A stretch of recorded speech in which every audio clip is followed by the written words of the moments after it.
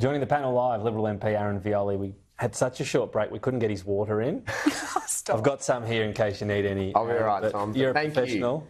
Look, serious issue on this, but I want to ask you what Peter Dutton said about this. He said people should warn their grandkids, their kids, their neighbours that the Greens are an evil party, not really an environmental cause, but they're after extremist cause. Is that going a bit far? Well, Tom, we've seen in the last 6 months since October 7th a real ramping up of this rhetoric from the Greens. It looks and appears like they're using what is a terrible event in the Middle East for political purposes, and that should be called out. I mean, I've spoken to some young Jewish people that used to vote Greens, and it's not about the politics, but they said they no longer see themselves as part of that party. They feel that they're not welcome and they're hated in many ways by the Greens, and that's what young Jewish people are feeling, and we all know the history. Evil as a word, though? Well, antisemitism is evil, and we're seeing a real ramping up of this rhetoric. We're seeing schools in my home state of Victoria with abhorrent anti-Semitism calling for death. So there is this real social cohesion pressure. I speak to many people in the Jewish community, and the weight that they're feeling at the moment, they don't feel safe, they don't feel welcome in our country. And I don't think it's beyond argument to say that the Greens are ramping up that rhetoric. They're feeding a lot of that, and that needs to be called out. Well, this Adam Bandt threatening to sue the Attorney-General seems kind of weird. I mean, we've seen this before, politicians suing politicians, but you can go into the Parliament and call yourselves all sorts of names. So what's the point of it, you know?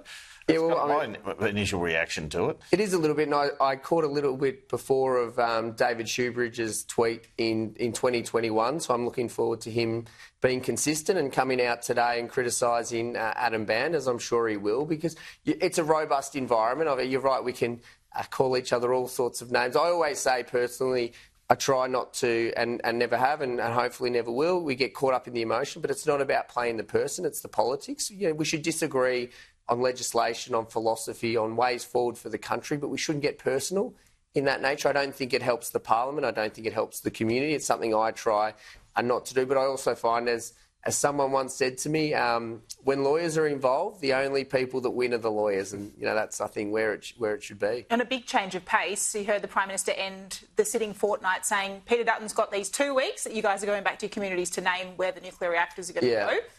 Is there one coming for Victoria? Well, there's definitely not one coming in Casey for many reasons. We don't have any existing infrastructure around the coal-fired power plant. Is there any support for it? We're also there's support for nuclear as a principle. I mean, I must say as a comment, after being in question time, it's clear that Peter Dutton is living rent-free in Anthony Albanese and Chris Bowen's head. They spend more time talking about Peter and the opposition than they do actually dealing with the challenges that Australian people have. And I think after 9 years in opposition, and the Prime Minister's spending 20 of 26 years in opposition, he's clearly institutionalised to focus in on us. He's not putting plans forward for the future. It's really disappointing, to be honest, that they're not prepared to have a discussion about nuclear, given this is the most significant transformation we are undertaking as a modern society.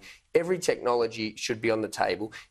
How can this government support AUKUS, which will have nuclear reactors in ports around cities, support Lucas Heights in a population-dense area in Sydney, and then run a scare campaign like this? The hypocrisy of that is unbecoming, to be honest, of the Prime Minister. Get more reaction to that, but Patrick Gorman is one of those ones trying to ramp this up.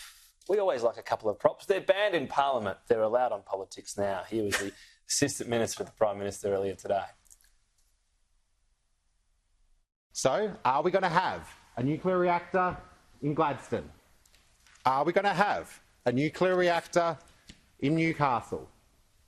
Are we going to have one of Mr Dutton's nuclear reactors be placed right in the heart of Gippsland?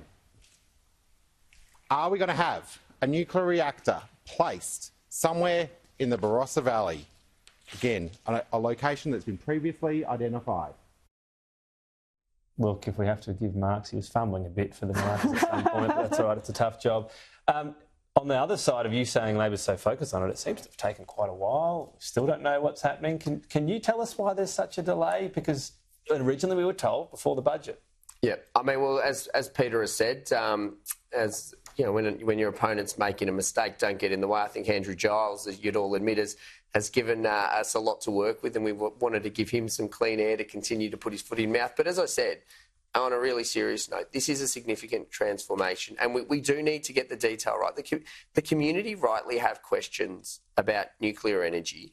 We need to be able to answer those questions in a clear and methodical way and announce our policy when the time is right. As Peter has said, the election is still 6 to 12 months off. We will go with a clear policy to the Australian people. But we need to understand this, and this is a question Minister Bowen has refused to answer. Net zero nuclear power is the only existing proven technology that can be rolled out at scale that provides net zero power, provides base load power, and as I said, is scalable into the network. And if you actually look again at the hypocrisy of the arguments, many of the arguments this government are using around cost, around time, they're arguments that people were using 20 years ago around renewable energy, and this government at the time, as ministers and shadow ministers, I'm sure, without looking at transcripts, would have criticised those arguments then. And this has been my argument all the way. As lawmakers, we should be above these childish games that we just saw then from the Assistant Minister. We should have a mature conversation with the Australian people, because it is a significant transformation that has impacts on business, has impacts on communities. And the reality is, to achieve this transformation, every technology should be on the table. The moratorium should come off as a first step to allow business to actually put the time and effort into a business case. We can have modelling from the CSIRO and others. We've seen last year or 2 years ago with the Prime Minister's $275 promise that modelling is not reliable. State Liberal parties are the same thing.